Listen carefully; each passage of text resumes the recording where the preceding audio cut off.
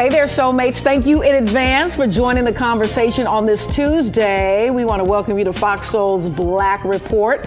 There's one state that's looking to compensate victims of police brutality, and the government benefits you could see a decrease in very soon. I'm Courtney Hicks. And I'm Nicordelai Corte. Plus, it's a historic moment for Howard. We'll tell you all about it and what a new study shows are the benefits of attending an HBCU. They're the stories that impact our people. It's a great story too. That's right. It's our news, our views, and our voice. So let's get into the top conversation of today as we make it to Atlanta. About 24 protesters with the Stop Cop City movement were detained over the weekend. They were camped out in the Lakewood neighborhood of Southeast Atlanta. This happened on Saturday when Atlanta police raided the area while serving a warrant. Organizers of the movement call it intimidation and say officers are suppressing free speech. Nearly 24 people are still in jail after a riot at the construction site earlier this month. Atlanta's Cop City is a new police training center, and it has sparked protests across the country. Now, Courtney, this is the birthplace of the civil rights movement. This is one of the black meccas in our country. Sure. And there are black folks that are organized and saying, stop Cop City. And these protests have not waned in recent months. In fact, it seems like they've held steady, if not there's been an uptick. You know, about 400 black folks, Latino folks, Native American folks, just sort of a multicultural coalition in a majority black city are organized and saying, not on our watch. They do not want this police training facility to be built in Atlanta. The mayor voted for it when he was on the city council. Now as mayor, there are a lot of black folks, black organizers there saying his silence has been deafening on this. Yeah. And so we're going to continue to keep our eye on this. But, you know, with all the talk about police reform in this country and the militarization of police, right, having this monstrosity of a police training center go up in Atlanta flies in the face of what a lot of protesters want. Yeah, it's going to be interesting to see how these protesters and folks against this decision here will continue to try to hold the mayor's feet to the fire, especially after the way he voted in city council when he was a member. That's right. That's right. California Senate sets a hearing for March 28th to consider a bill that would make it easier for people harmed in encounters with police to receive monetary support. Currently, most claims require the claimant to be identified as a victim in a police report. Now, this new bill would help families like that of Sean Monterosa, who was killed by a Vallejo police officer. This proposal would prevent the state's Victim Compensation Board from denying applications submitted by someone who suffered harm from police actions. The bill provides assistance with burial costs, medical bills, and counseling. I agree. Compensate. That's just the way we handle business here, you know, in America as far as our conscience is concerned. But does it send out the wrong message? Like, hey, these cops are going to beat your butt and they're going to cause a lot of bodily harm, physical, you know, damage, mental damage, and they might even kill you. So, you know, here's a little something to let you know that whatever happens, we're gonna pay you. I mean, to your I think it's just the wrong message. Yeah, I think to your point, it feels like we're institutionalizing the dysfunction, right? We know that we have an issue with law enforcement, and while there are some good police officers out there who take their oath seriously, there are more than just a few bad apple police officers that have really challenge the public trust, right? And so you're right. You know, this bill on one hand, you know, if it's helping folks with medical bills, with therapy, with burial costs, you know, that's a good thing. But I think we got to keep our eye on addressing the systemic issues in law enforcement. Yeah, and I'm not so sure how much it will deter cops from acting badly, as you say. It's a blue culture thing, and until they address the heartbeat of that cultural issue, you know, things like this, these cases are going to continue to happen, and this money is going to be paid out. So, you know, it's like the lesser of two evils. And one of the big issues with regard to police reform has been around qualified immunity. You know, that's the piece of it that police unions have been fighting.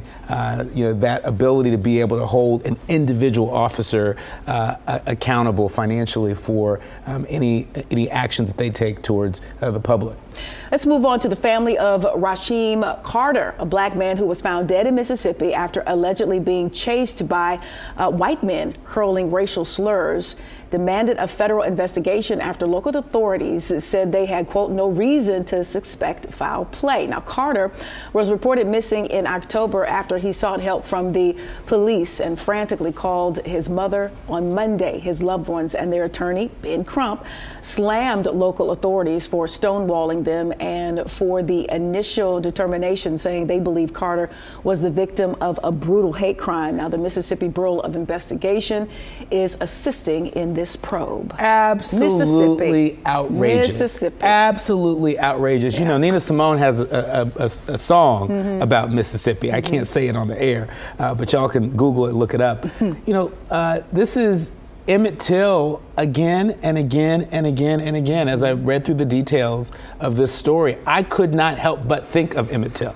A film, by the way, that did not get any Academy Award love. Any acknowledgement. By the way, but a story that is all the more important right now. This is an example of how it is playing out in real time.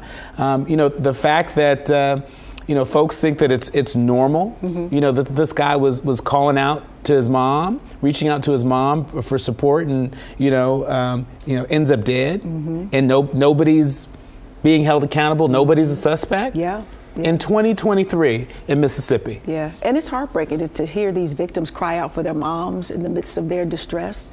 I mean, it's absolutely heartbreaking, and the more things change, the more they stay the same.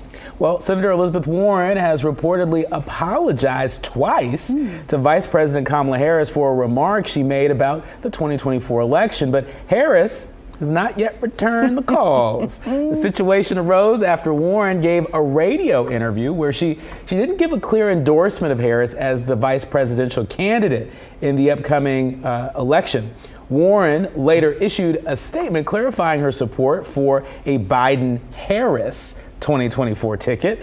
The incident is seen as insulting by Harris's staff and joins a list of other perceived slights against her. Both Warren and Harris representatives have not commented on the matter. Listen, you know, I'm not going to say the VP is scorned, but a scorned woman, and then on top of that, a black scorned woman, Miss Warren is going to probably more than likely continue to kick rocks because I don't see the VP, you know, making a 360 in this situation. I mean, you know, she felt slighted in that regard, and she feels the way she feels, and she has said what she said, and not responding. You know, no response is response, and to have not returned the phone calls by now, I think that might be a wrap on whatever relationship or rapport that they either had or could have had. You know, it's just so unnecessary, and you know, at a time where I think Democrats are looking to project party unity, you know, Senator Warren's sort of slight during that radio interview doesn't seem to do much there. It doesn't seem to demonstrate much solidarity between women senators and former senators. And, you know, I think the vice president's probably just going to focus on the job. I mean, you know, lots of people have lots of opinions, you know, but, you know, she is serving, you know, the best way she knows how. And, you know, I guess that's the story that she and her staff are sticking to. Well, Warren can keep waiting for that phone call back if she wants to. Moving on here, there's a new push to update the country's racial and ethnic categories on forms and documents. Now, this comes as Black Americans want their ancestors' enslavement recognized and how we are identified. Some Jewish people believe their identity should be seen as its own ethnic category and not only a religion. The idea is something lawmakers are now taking into account, given the growing number of Americans who are choosing different ways to identify.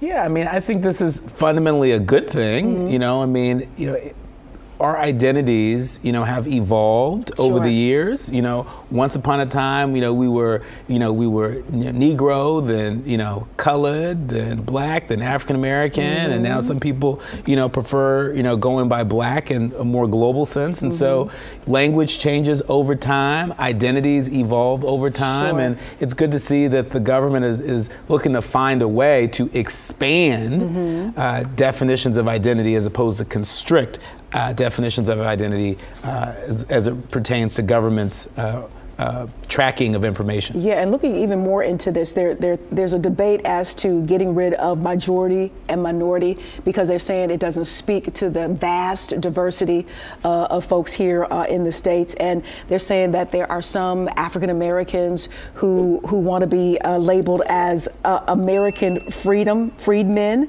fundamental Black Americans, and American descendants of slavery, to better reflect a very specific, background experience, and experience. I can see why. I just don't want to convolute that pool.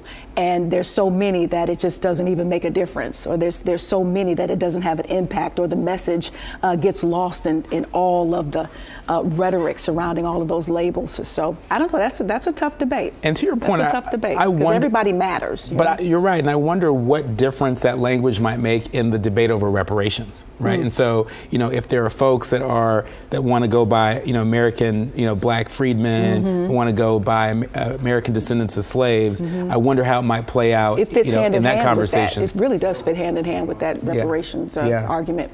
Well, it's a different kind of March Madness for parts of the country, as a powerful nor'easter is burying the Northeast right now. Yeah, that's right. New satellite imagery shows a low-pressure system developing into a nor'easter off the North Carolina coast. The storm is dumping heavy snow on states all the way up the East Coast, from Connecticut to Maine. And get this, predictions indicate some places could get several feet of snow. And that's just the thing. I mean, we have these expert meteorologists and these expert environmental and weather folks to kind of, give us warnings and for us to take heed and prepare. But, whether you believe in what's happening with the climate or not, whether you believe in that theory, something is very different from me being a child and remembering, okay, this is winter. This is what winter looks and feels like. This is spring. This is summer. It's just a mixed bag nowadays. You're getting all kind of different weather in all kind of different seasons. It's hard to stay prepared and to understand what it is you need to do. You have folks still suffering from fallouts from weather events, just a couple of years ago, and then here's another one.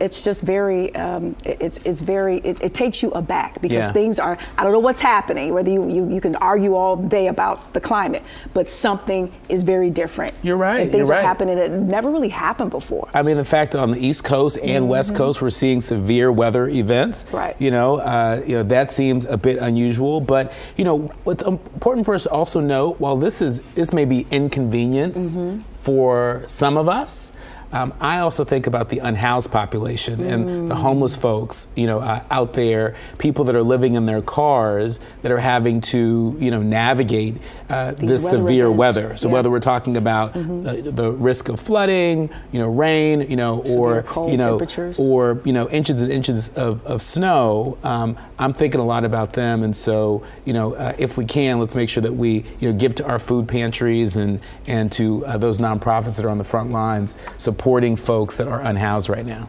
Still ahead, it's a major health warning, especially for fitness fanatics. That ain't me. We still got I know a few. We'll tell you what researchers are saying about reusable water bottles when we return. You're watching FOXSOUL's Black Report.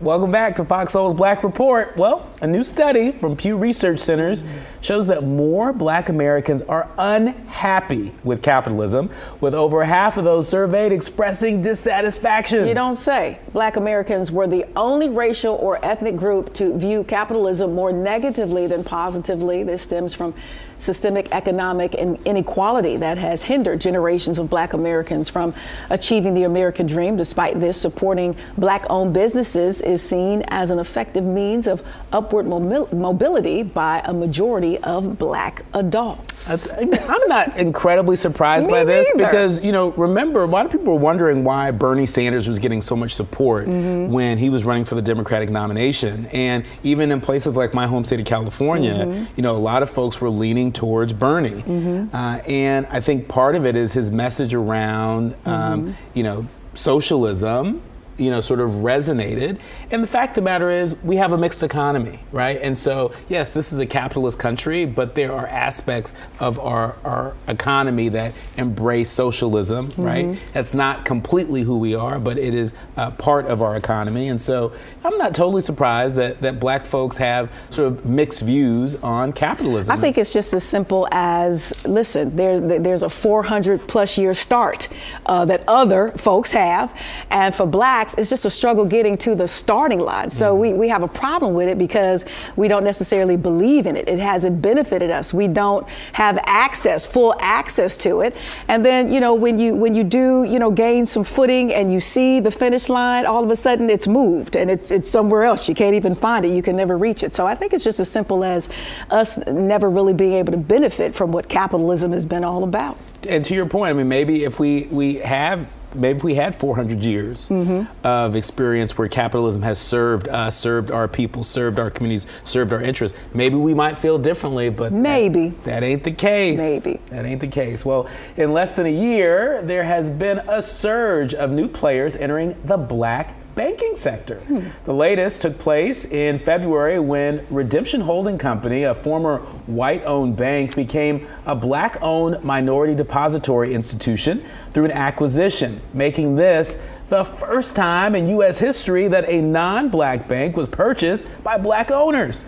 The proposed deal would reverse a long trend of black banks closing over the past several years. FDIC data showed that there are 21 black banks in America as of the fourth quarter of 2022, down from a whopping 48 in 2001. All right, so we just talked about, how blacks don't necessarily believe in capitalism, or it hasn't benefited us in ways that it has for other ethnic groups. You partner that with the stories of these small and medium banks in crisis right now, and maybe this whole idea of taking your money and putting it back up under the mattress. Maybe it's time for black folks to really explore and delve into black banking and what that would mean, what the difference would be, what the benefit would be. We've talked to black bankers before, and they are very anxious to help us with our financial well-being. So, maybe this is a hit and a half to start looking for black banking. Yeah, and we know that black-owned banks, they've typically opened in communities that target us. They target us as black folks, as individuals. They target our small businesses more than the larger mainstream banks. And, you can take my word for it. Bernice King, the daughter of Dr. Martin Luther King Jr., is an investor. She's an investor in, the holding company that I just mentioned. She's among a number of black investors because she recognizes that, owning these banks and being able to deliver those services to our community, or individuals in our community and small businesses, that's a part of how we achieve economic justice. It's critical. And we're not quite there yet. And who knows, when we get there, maybe we might have a different idea, to your point, of capitalism and how it functions in this country. And generational wealth. Yeah. We want that too. All right, families enrolled in the SNAP Emergency Food Assistance Program are getting fewer benefits now that a monthly COVID-19 bonus has ended. March marked the end of emergency benefits for millions of soulmates like ourselves. Additional offerings to the SNAP program ended as well in many states. Now, the extra benefits had been in place for 3 years since the start of the COVID-19 pandemic. The Department of Agriculture estimates more than 41 million Americans receive SNAP benefits. Recipients will also get $90 less per month in those benefits. And these benefits really matter to everyday people. We're talking about, America's seniors. We're talking about, people living with disabilities. $92 may not mean a lot to everybody, but that's the difference between, how many more meals somebody's going to get, how many more meals they can stretch for them and their family. And so I wish it wasn't just such a sharp end to this program, because the reality is, just because they decided to end it in March doesn't mean that people are ready to make that transition or that they don't need this benefit anymore. Yeah, and it really does fill the gap. when, there are people who do work and the check just isn't enough. And so these benefits, help feed their kids. It helps with, household obligations. And so it's unfortunate that maybe they didn't ease folks, out of these benefits. We all know that we needed or could have used the help during the pandemic, and for them to just end so abruptly it takes you aback just a little bit. I don't know. I'm hoping that, the folks who were receiving these benefits have found some kind of way to maneuver and keep going and stay ahead, of their financial responsibilities. But it is tough. It is very, very tough. Yeah. And this is unfortunate. I'm hoping they saw that coming and were able to make some other plans. And we're talking about food assistance, right? And so, if we can have money, invest more and more money in our military, for example, why can't we invest those dollars, to support our fellow Americans that are in need of food assistance, right? I mean, why is this even a controversial thing at all? Yeah, as food prices are going up and the SNAP benefits are going away, it's quite insulting. Yeah, it's unfortunate. If anything, they should have waited till the food prices go down before beginning to make that transition. But I'm not making public policy today. Just sharing the news with you, soulmates. Well, are you staying hydrated with a reusable water bottle? I know I am. Well, a recent study may make you think twice before taking another sip. I know I am. Reusable water bottles can harbor 40,000 times more bacteria than a toilet seat. A toilet seat. Can you believe that? Yes.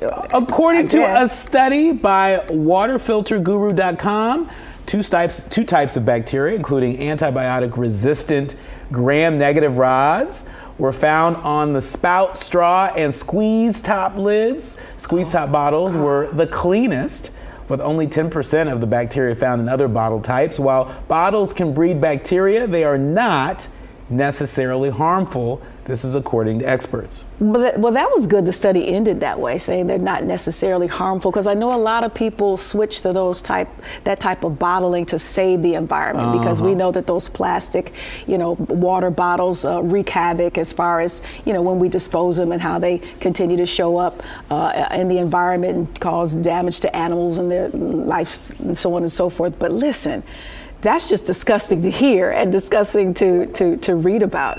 Germs are just going to be everywhere. I'm not necessarily a germaphobe, but when I hear things like that, it makes you go, will I be probably reusing those bottles? Not anymore. Yeah. After reading something like that. Or as Ryan on our team mentioned during, our morning meeting, maybe it just means being more attentive to cleaning it more frequently. Our water bottles, running that thing through the washing machine. The dishwasher. Run it through the washing machine and then the dishwasher. That's right. You want to make sure it is extra clean. Yeah. But that's a lot of bacteria. And then also in the story, there was somebody who made the comment, well, we don't know how much bacteria the folks in the study already had in their mouths. And so I'm wondering, well, where did they get that bacteria But they're from? also saying that, your cell phone surface is nasty too. So, I mean, they're all around. You just got to take precautions and stay mindful of that. They said wash your hands. Compared to household objects, the bottles were twice as dirty as kitchen sinks, 4 times as dirty as a computer mouse, and 14 times dirtier than a pet's bowl. Yikes. Stay clean, soulmates. All right, coming up, it's a historic moment for Howard University. We'll tell you what the school managed to accomplish This is amazing. for the first time in 30 years. Get it. Don't you Get go it. anywhere. Get it. You're watching FOXSOUL's Black Report. Get it. Look at him. Get it.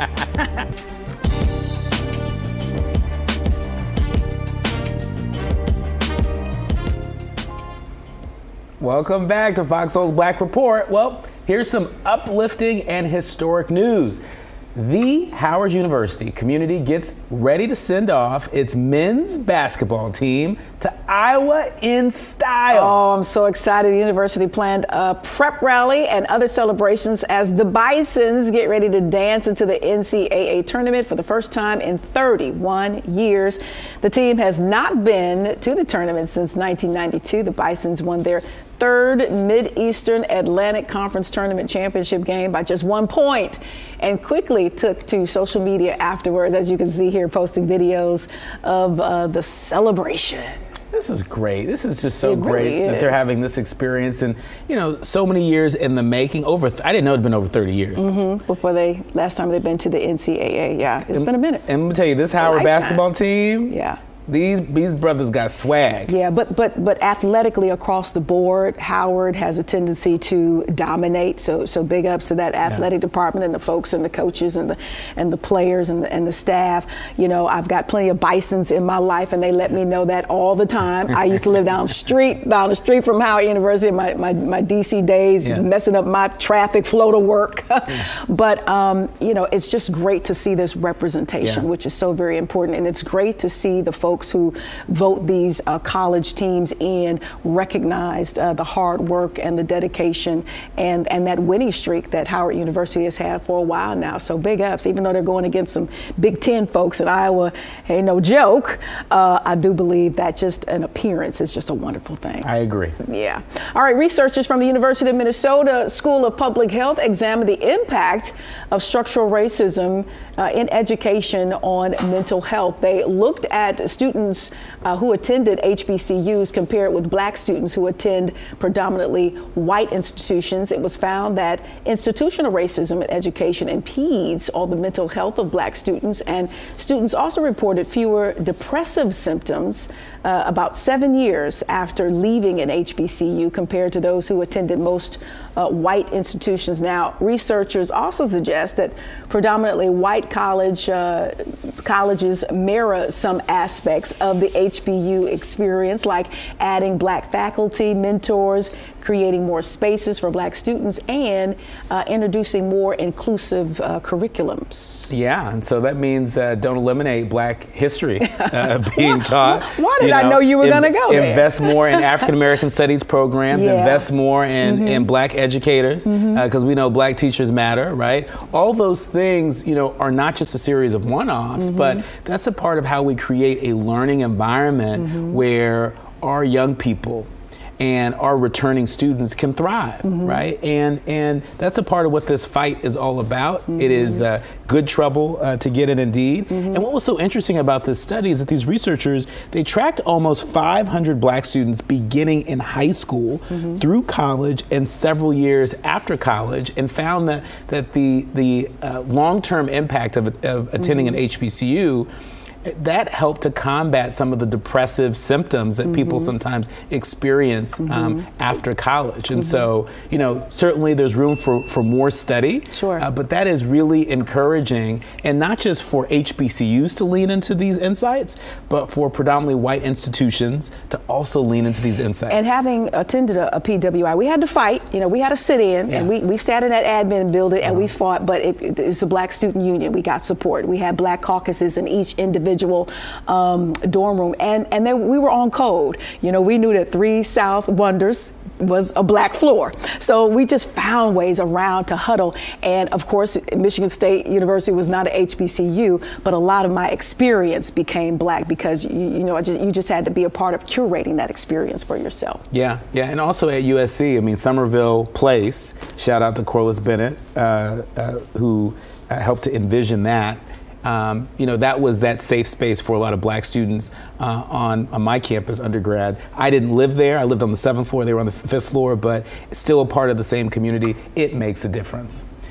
Well, the oldest surviving person from the Tulsa Race Massacre of 1921 is making history by releasing her very own memoir. Amazing. Viola Ford Fletcher turned 108 years old this year, and her book, Don't Let Them Bury My Story, the oldest living survivor of the Tulsa Race Massacre, in her own words, will go on sale on May 30th.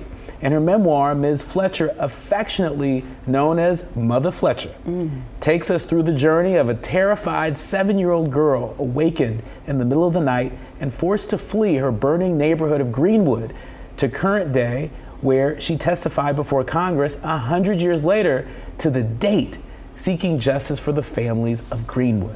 Amazing. I can't wait to get my hands on this memoir. Could you imagine being able to sit at the feet of someone who is 108 years old, still in their right mind, still can recall, all of the series of events that actually took place, was there and has put it in a memoir for generations now and generations to come to understand firsthand what really took place, what the history books sort of kind of maybe whitewash or sort of kind of skim over or don't even mention at all. This is absolutely amazing. And she 108. She absolutely does not look it. And the fact that she is still alive to fight for justice, as this community still has not received that some 100 plus years later, is unbelievable. And I also see her book as a demonstration of resistance. I mean, right now, we know that across the country, there are book bans sweeping the country. And so, are there folks in positions of power that are bold enough to ban her book? If her book turned up in the curriculum for advanced placement African American studies students, would that be wiped away from the curriculum? And so, this is real life stuff. This is real time stuff. And we've got to do right by Ms. Fletcher and make sure that her story is not buried and that her story is not erased from any curriculum, and that we keep that Black history front and center while there are so many people working very hard, working day and night to eliminate Black history from being told. I'm just saying.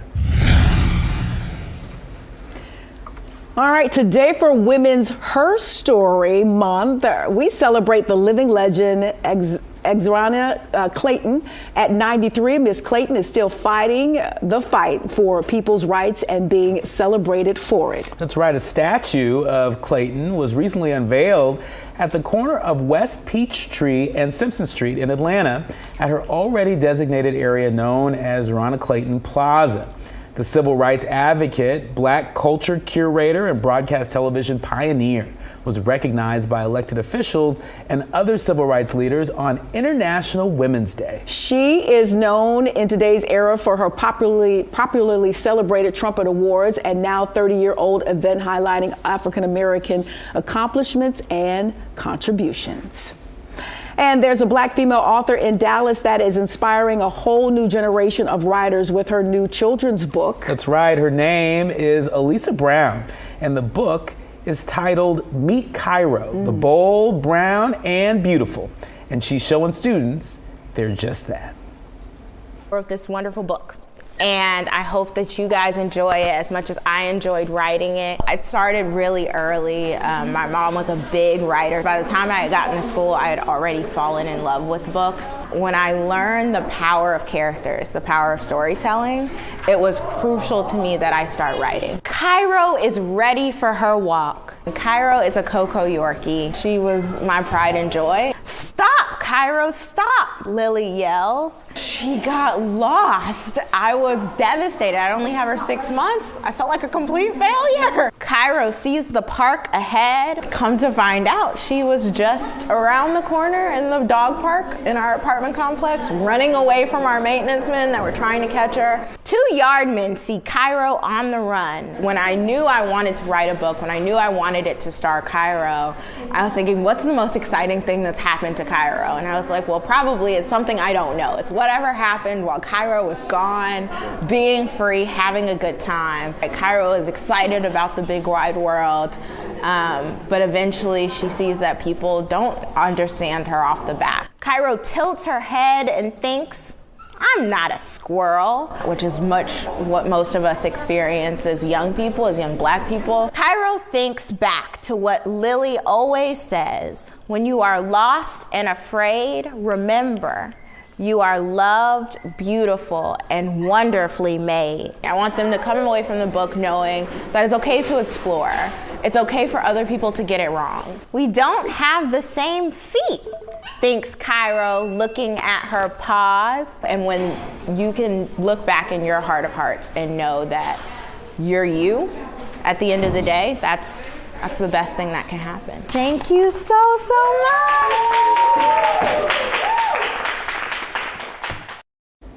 That's incredible. Yeah, you know, what I love about us is that, you know, when you try to take something away from us, the way we push back and the way we buck up is by giving you more of what you're trying to take away. What I have noticed is there has just been a plethora, a myriad of new up-and-coming Black authors that are focusing in on particularly our young people, so they can see themselves beautifully illustrated, you know, the same kind of hair, the same kind of, you know, lifestyle, brothers and sisters, animals, whatever the focus of the story is. I feel like there's just more of these type of books now more than ever, especially in light of what the other side is trying to take away or limit. That's right, and you know, storytelling is nothing new. You know, we've been storytelling since the beginning of time, and you're right, Black authors matter, and they matter so much that I think the other side wouldn't be working so hard to ban these books and to keep them out of curriculums if they weren't effective in affirming the lives and the dignity of our people. And we just keep going. Here's another one. Here's another one, and you gotta love it for sure. And we shall continue. We're gonna march on till victory is won. Up next on Fox Soul's Black Report, Puff is adding to his portfolio. Yeah, we'll tell you the latest company he could soon be one of the owners of when we return. Don't go anywhere. You're watching Fox Soul's Black Report.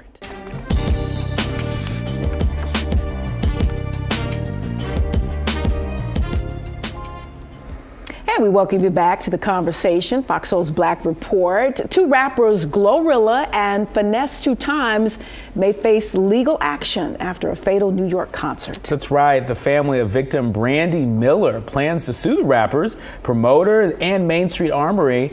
Miller's sister said that they will hire high-profile legal assistance and will not back down. 2 other women, Rhodesia Belton and Aisha Stevens, died in the stampede. Glorilla and Finesse 2 Times were not present at the time and are now under criminal investigation. They're not under criminal investigation, my apologies. They have expressed condolences for the victim's family. Yeah, so many stories and you know, different occurrences as to what happened that particular night. I have heard, based upon witness accounts, that Glorilla had finished performing. She was off the stage, however, maybe during her set or after her set, there was confetti that was released that sounded a lot like gunfire. There were other disturbances happening in other parts of the club, folks trying to bum rush their way in, pepper spray, you know, being sprayed. So just lots of different type of reports. It still doesn't change the fact that 3 women lost their lives across social media. The family released the video of one of the victims who the family decided to donate her organs. So she was taking that last honor walk down that hospital. And it's just made it so real that these families are suffering after their loved ones went out for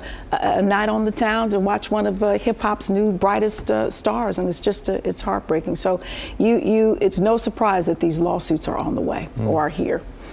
All right, Ciara and Russell Wilson made a surprise visit to Florida's Everglades Correctional Institution to spread their faith and offer encouragement to inmates. The couple was accompanied by God Behind Bars. That's an organization that helps connect prisoners to Christ. Over 24 inmates devoted their lives to God during the visit, and hundreds of others filled the prison chapel to hear Wilson read scriptures. In a video shared by the organization, Ciara can be seen leading the inmates in song and offering words of encouragement. Organizers say the emotional event brought unity, praise, and salvation to the inmates. Now, what you're looking at is a photo of Ciara. That popped up quick.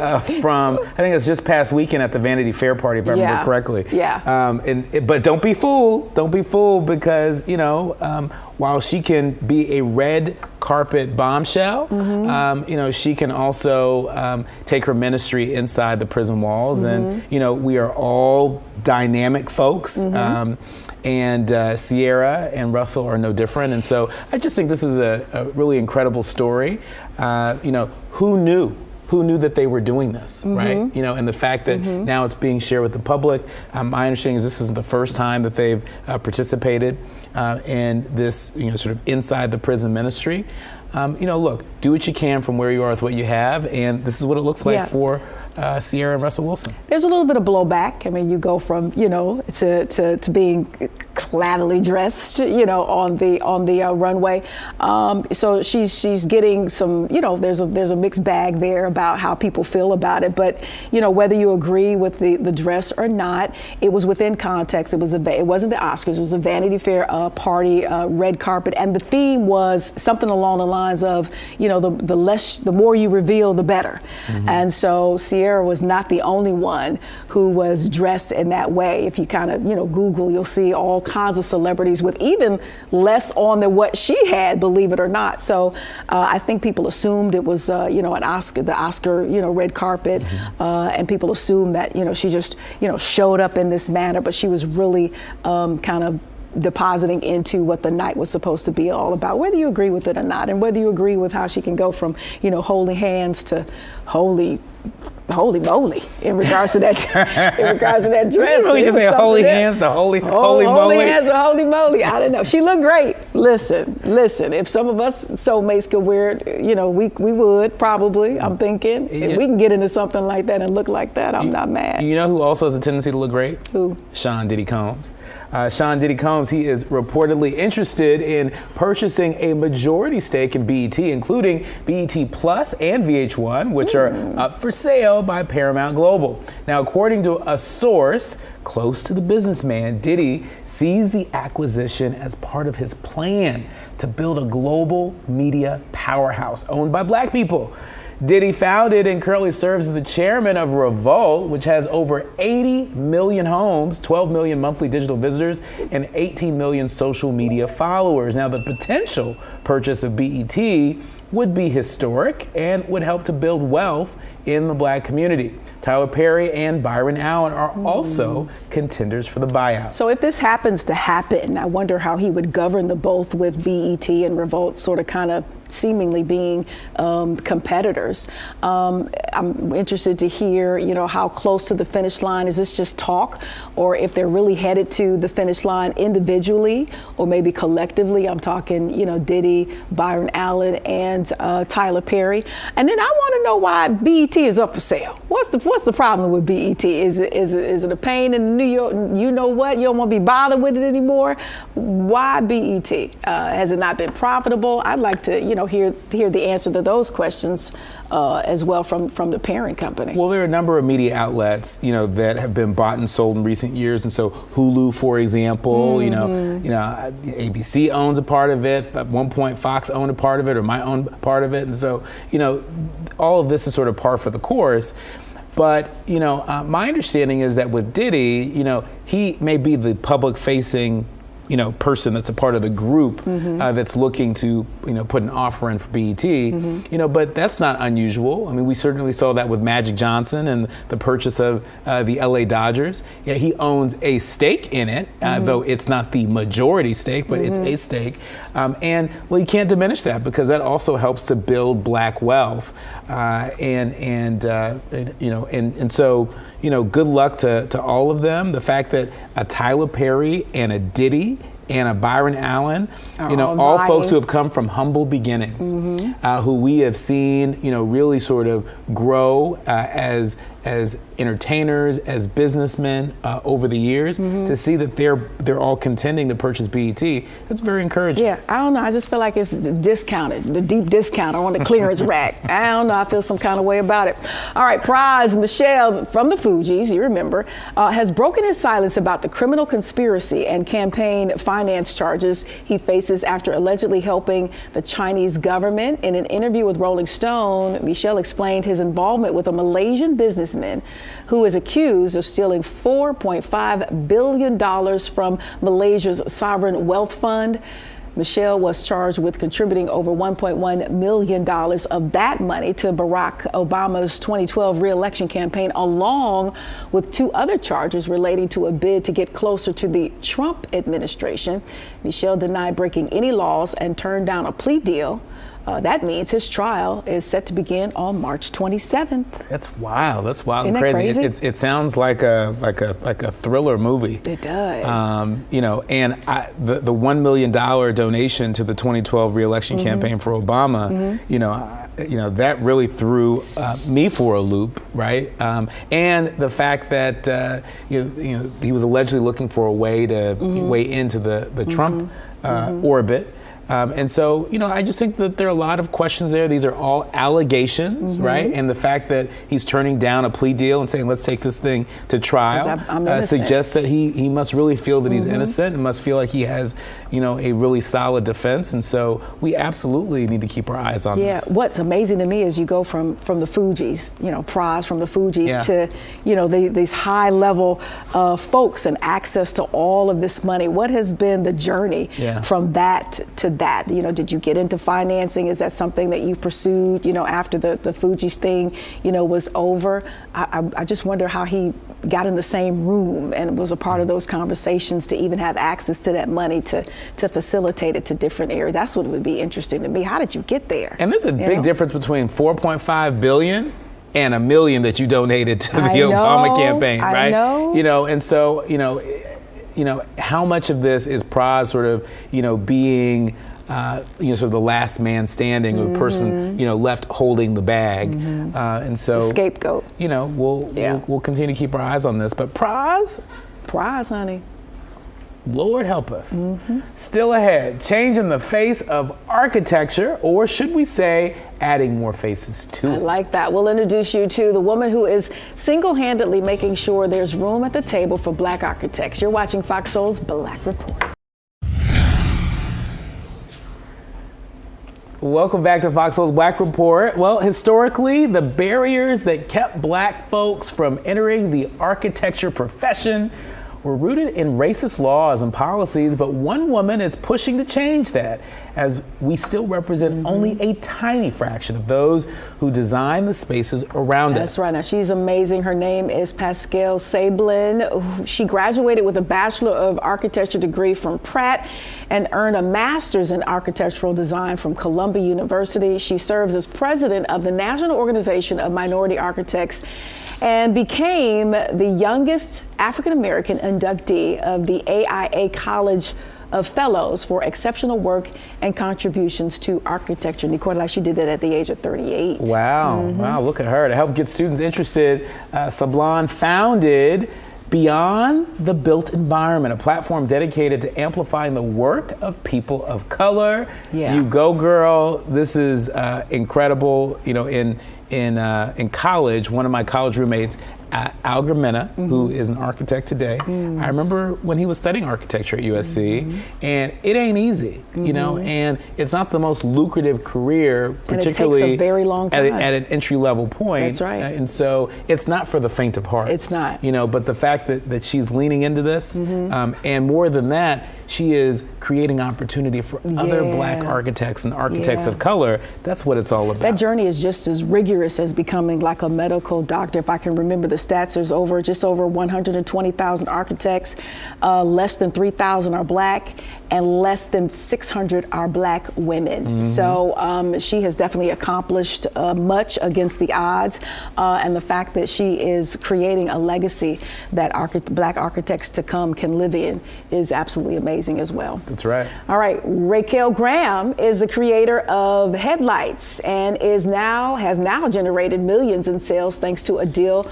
on Shark Tank. This happened back in 2020 when she gave up 20% of her company for $200,000. That's right, Courtney. In 2021, she generated $1.7 million and reportedly generated another $1.8 million in 2022. Headlights is a line of hats and headbands with removable and rechargeable LED lights for outdoor activities and other uses for hand-free lighting. So clever. Graham's products have been featured on Oprah's O List twice, Oprah's Favorite Things, Forbes, Good Morning America, and the Drew Barry Show. You can even buy them on Amazon or HSN. She sold out on HSN a couple of times. They are sold exclusively on Amazon, and she is also listed as one of the top black sellers on that site. That is amazing. I'm familiar with her. She's from New York, but she came to Chicago. She worked for Johnson Publishing, Ebony and Jet, as a marketing VP. She blew that spot up. She went to Northwestern, which is like the Ivy League of the Big Ten, and Wesleyan, and the Kellogg. I mean, just decorated, if you will. Wow. So no surprise, she is thriving in this business. Wow, that's incredible. That's incredible. You know, I'm a hat person. Yeah. The birthday's coming up. Check that out. I'm just saying. Oh, okay. You know, that's a great idea right there. And I'm just thinking that might be good to slip on and go on a little hike or go on a little walk, right? Yeah. Especially in like the early morning hours when it's not quite daylight. And she gave up 20% of the company. So, I'm assuming that with this report, she's starting to maybe turn a profit. Yeah. 20% is a lot. But that was the risk. Those are the type of risks that you take on that show, and obviously it has worked not only in her favor, but in the favor of the guys from the show who invested in her vision. So big ups for her. Yeah. All right. For the full rundown on today's stories, like the one we just talked about, and many more, you can access FOXSOUL's video on demand on any of our partners. You can even access past shows and other Black-centered content, and don't forget to download FOXSOUL's app. It is absolutely free. Great show today. It's a great show today. Anything in particular stick out for you? I mean, the story of Ms. Fletcher. Ms. Fletcher, I mean, I'm a book lover, and I can't wait to get my hands on her book. I think it comes out on May 30th. 108. 108 years old. That's amazing. Right? I mean, and still here and still telling, in her right mind. That historic first-hand account. That first-hand account, that traumatic account, right? The fact that she survived that and that she is really, quite frankly, a canary in the coal mine, because she's reminding us that if we don't hold that history, if we bury that history and forget that history, that we may repeat it. And so, I would love to live to about 108. My husband's grandmother, she's about to turn either 105 or 106 next month. And again, in her right mind, very sharp, all of her faculties. And I would just love to be able to live that long, to look back and see all the changes and still be here to, talk to the generations in front of me, to tell them, hey, get it together and keep it together. I mean, who's going to, at that point, deny the expertise? Translation, who gonna check you? Who gonna deny and check the wisdom, you know what I mean?